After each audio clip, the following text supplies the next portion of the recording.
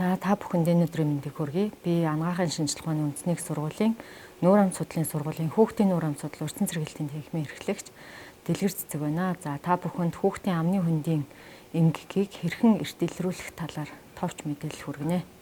За дэлхийд дахинд хүүхдийн амны хөндийн эмгэг дотор хамгийн түгээмэл тохиолддог эмгэг нь бол шүд цоор хөвчин байдаг. За тэр дундаа хүн амын дунд тархалтаараа бол 50 орчим хувийг бол эзэлдэг гэж үздэг. Ялангуяа манай орн шиг хөгжиж буй хөгжингүй орнуудын нийт хүн амын 60-аас 90% нь бол шүд цоор хөвчөнд өртсөн байдаг байна. За дэлхийн эрүүл мэндийн байгууллагаас гаргасан шалгуур үзүүлэлтээр авч үзэх юм бол Монгол улсад сүүлийн 20-од жилийн хугацаанд хийгдсэн судалгааны үр дүнгуудээс харахад бол хүүхдийн аманд байгаа цоорсон ломбцсан ахуйсан шүдний тоо бол дэлхийн эрүүл мэндийн шалгуураар маш өндөр гэсэн түвшинд хэдийнэ 2007 онд бол хүрчихсэн байна. За энэ нь ингээд хүүхдийн шүд цоор хөвчин их байгаад тахаар ямар сөрөг үр дагавартай байдаг юм бэ гэхээр нэгдүгээр тухайн хүүхдийн биеийн өсөлт хөгжилтөнд сөргөөр нөлөөлдөг. Өөрөөр хэлбэл цоорсон шүд ихтэй хүүхэд бол өсөлтийн хоцрогдолтой байдаг. За энийг бол мөн маш дэлхийд алдарт гарсан энэ том судалгааны үр дүнгээр харж болно. 3 настай цоорсон шүдтэй хүүхдийг эрүүл шүдтэй харьцуулахад 2 кг жингээр бага жинтэй байсан бөгөөд эргээд энэ цоорсон шүдээ нэмчилж эрүүлжүүлсэний дараа бол 6 сарын дотор өөрийнхөө жинг бүрэн нөхөж авсан болохыг бол судалгааны үр дүнгээр тогтоосон байна. За биеийн өсөлтийн үзүүлэлтээс гадна биеийн хөгжлийн үзүүлэлтээр бас мөн хоцрогддог болохыг бол олон судалгааны үр дүнгууд харуулж байгаамаа. Иймээс хүүхдийг бага наснд нь аль болохоор эрт шүд амны хөндийг нэрүүлжүүлэх нь бол тухайн хүүхдийг цаашид эрүүл иргэн болж төлөвшөхөд нь маш чухал үүрэгтэй байна.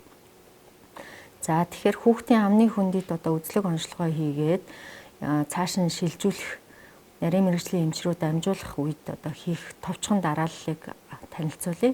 Нэгдүгээрт бол хүүхдийг маш сайн ажиглаж шинжлэх хэрэгтэй.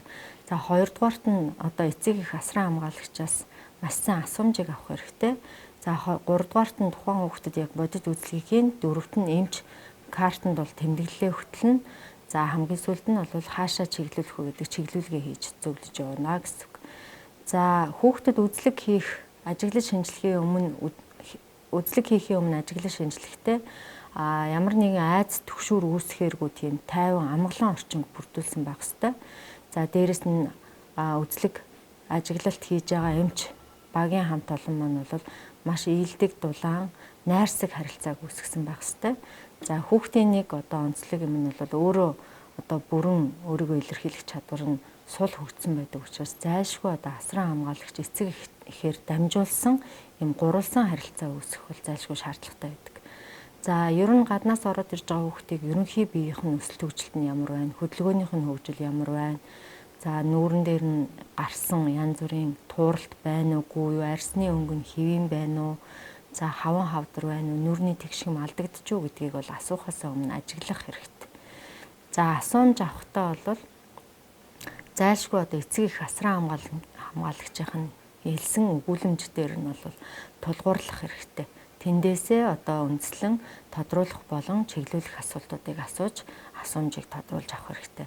За яагаад гэхээр хүүхэд өмнө хэлсэнтэй өөрийгөө бүрэн илэрхийлж чаддгүй. Дээрэс нь үнэхээр яг бодиттой өвдөд ийнү эсвэл өөрт нь таагүй байна уу? Энэ хоёроо бол ялгах чадваргүй байдаг. Дээрэс нь хүүхэд өөрөө эмчэд би эмчэд очимоор байна гэж бараг ирдэггүй. Ихэвчлэн эцэг эхийн хүсэлт шаардлагын дагуу эмнэлэгт ханддаг байгаа. За яг бодит үзлэг буюу хүүхдтэр хийгдэх үзлэг шинжилгээг хийхийн өмнө хүүхдэд маш сайн өөрийнх нь ойлгох төвшөнд нь тайлбарыг өгсөн байх ёстой. Тэгээ маш сайн тайлбарласныхаа дараа бодит үзлэгийг хийж эхлэх хэрэгтэй. За мэдээж бид нэр шүд амны хөндийн үзлэг хийх гэж байгаа учраас хүүхдийн амны хөндийг сайтар цэвэрлүүлсэн, угаалгасан, амын зайлуулсан байх юм бол бидний онцлогоо илүү бодиттой байхад нөлөөлнө. За яг үзлэг хийгээд хамгийн шаардлагатай чухал багж бол энэ үзлэгийн тойл гэж байгаа. За энэ нэг удаагийн хэрэглээнийхаар үйлдвэрлэгдсэн байдаг. За энэ тойлоор бол бид нар арын араа шүднүүдийг харах, за хацар завжийг татаж өгөх, хилийг шүднээс холдуулах ийм үүргийг гүйцэтгэдэг. За мөн өргөх болон сум дундын эмч нарт түгээмэл хэрэглэгддэг энэ хил дарагч модон одоо нэг удаагийн хил дарагчуд байдаг. Энийг одоо мөн толны оронд ашиглаж болно. Хэрвээ та бүхэнд олдож ивэл одоо шүдний үзлэгийн сэтгүүр буюу одоо энэ сэтгүүр гэдэг үзүүртэй багжийг бол бас ашиглаж болно. Гэхдээ мэдээж хүүхдтээр ажиллаж байгаа учраас хүүхдэд харуулах одоо хурц үзүүрийг нь харуулахгүй, айдас үүсгэхгүй, хазар завжийг нь гинт одоо хөдөлгөөд нь хатгахчааргүй одоо тийм аюулгүй ажиллагааны зарчмыг баримталж үзлэгээ хийх хэрэгтэй. За мөн түнчлэн мэдээж бодит үзлэг хийж байгаа учраас халдвар хамгааллын дэглэмийг маш өндөр түвшинд одоо хангаж ажиллах хэрэгтэй. Ийм учраас ихэвчлэн нэг удаагийн хэрэглээний багж хэрэгслийг хэрэглэх нь одоо халдвар хамгаалалт их чухал үүрэг гүйцэтгэнэ гэж бодож байна. За үзлэг хийхдээ хүүхдийг байрлуулах байрлал маш чухал байдаг. За 3-аас доош настай хүүхдийг бол эмч болон одоо эцэг их өвдөгөө нийлүүлээд хоёлаа өөдөөдөөс хараад зэрэгцэж суун. За энэ зурагт үзүүлсэн шиг.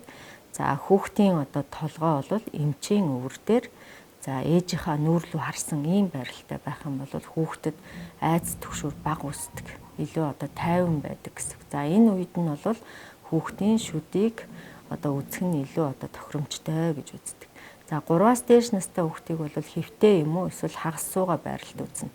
За тэгээ зориултын одоо үзлэгийн санал байхгүй байгаа тохиолдолд эмнэлгийн модон хүшээдэг дээр хэвтүүлээд мөн үзэж болох нэ.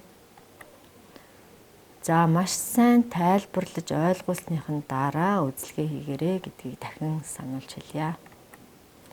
За хүүхдийн амийг ангаалгаад одоо шууд багаж хийхээс төрүүлээд яах вэ гэхээр буйл, салст, за өнгийг маш сайтар ажиглана. За хүний эрүүл буйл бол цайвар ягаан өнгөтэй, гялалтсан, чиглэг, тэгээ жигд өнгөтэй байдаг байна. За энэ эхний зурган дээр үзүүлсэн шиг одоо буйл нь хавдсан байх юм бол яах нь буйл өрөвсөн байна гэсэн үг. За мөн буйл шүдний одоо завсруудаар энэ хар өнгийн юм наалтцсан, тэ өнгө нь хувирцсан. За эсвэл юм идэхэд цус гарсан, эсвэл өнгө нь ингээд хар хөх болсон өдр байх юм бол энэ эмгэг байна гэж үзээд эрүүн нүүр амны эмч нар руу илгээх нэ.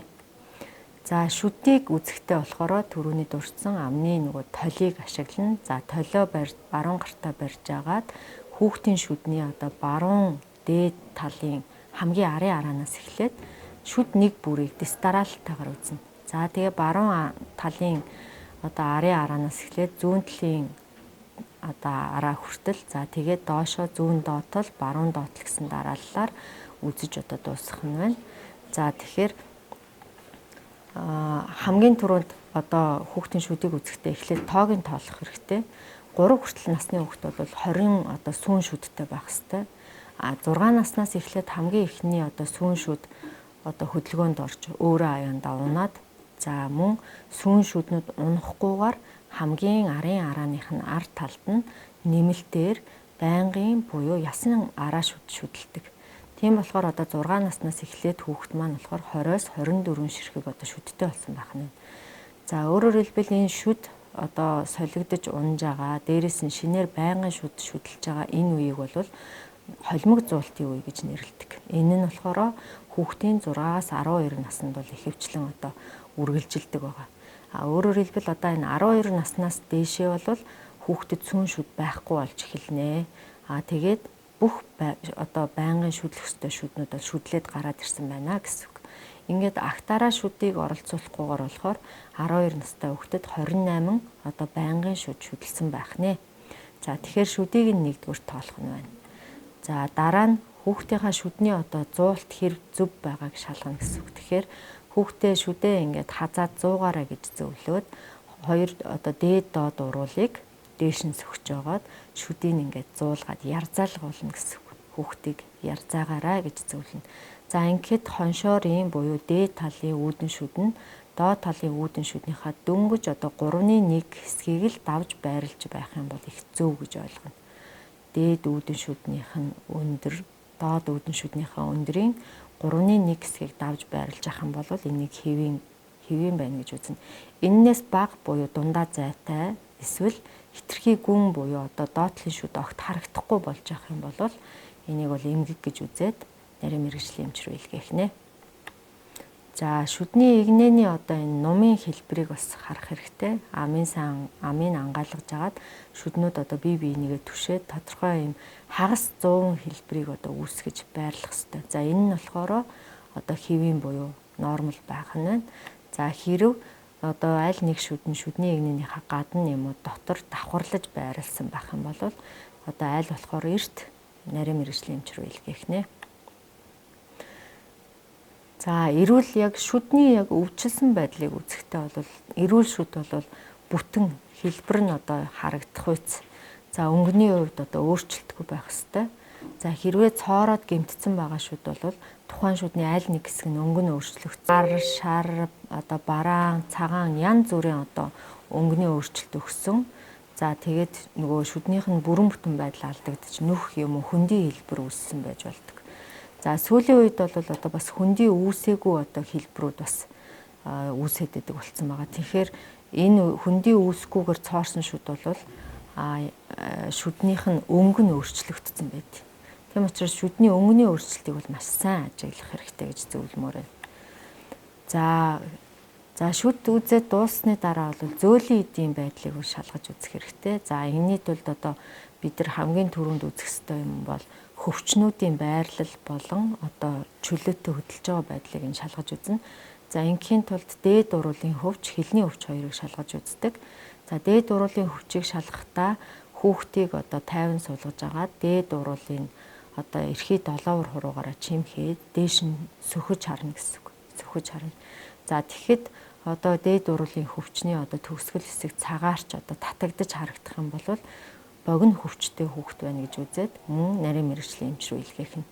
За энэ богино хөвчнөөс болоод одоо шүд болон одоо хил ярианы гажиг эмгэгүүд үүсдэг учраас даруй илгээх нь зүйтэй. За хилний хөвчийг шалгахдаа тухайн хүүхдийн хилийг амыг ангаалгаж агаад хилээ тагнаадаа хүргээрэй гэж зөвлөнө.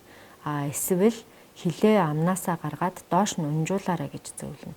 За ямар нэгэн байдлаар дээшээ өргөсөн болон доошоо одоо амнаасаа гаргаа унжуулахад хилний үзүүр хэсэг одоо хуваагдаж зүрх хэлбэр үүсгэж байх юм бол одоо энийг бид нар хилний богино хөвчтэй хүүхэд байна гэж үнэлэх нь. За хэрвээ ингээ хил уруулын хөвч нь богино гэж үзсэн бол нарийн мэргэжлийн эмчид үзүүлж зөвлөгөө авах одоо шаардлагатай гэдгийг зөвлөд илгээх нэ. За мөн амны салстад гарсан ямар нэгэн тууралт эмгэг байх юм бол бас одоо нүүр амны их эмч нар руу илгээнэ. За ялангуяа вирус болон мөөгөнцрийн одоо биеэ даасан халдваруудын үед амны салстан дээр одоо юм тууралтууд гарч ирдэг. За вирусын халдварын үед бол ихэвчлэн юм дугуй хэлбэртэй одоо хүрээн улаан за тэгээ салстаас баг зэрэг дээшээ товоосон дотроо шингэнтэй юм цэврүү маягийн тууралтууд гарч ирдэг. За цэврүү нь хагарсныхаа дараа бол ийм хонхорхой одоо тийм шархвас үүсдэг. За энэ тохиолдолд бол нүүр амны их эмч нар руу илгээх нь. За мэдээж одоо суур ерөнхий одоо өвчин бие махбодын өвчний үед гарч байгаа эмгэгээр ч бас аманд ийм одоо тууралтууд гардгийг бас одоо эмч нар мэдж байгаах.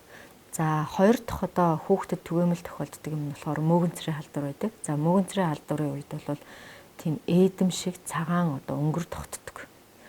Ээдэм шиг цагаан өнгөр. Өөрөөр хэлбэл энэ өнгөрийг хил дарагч юм уу одоо багжаар юм уу эсвэл одоо марлан шаркаар ингээд арчаад авахд хусагдаад арилж авагддаг гэсэн. Тэгээд дараа нь эргээгээд шинээр үүсэж байна гэсэн үг. За энэ тохиолдолд мөн одоо нүүр амны их эмч рүү илгээнэ. За эсвэл ерөнхий одоо мөөгөнцрийн эсрэг эмчилгээ зөвлөөд илгээж болно. За та бүхэнд анхаарал хандуулсанд баярлалаа.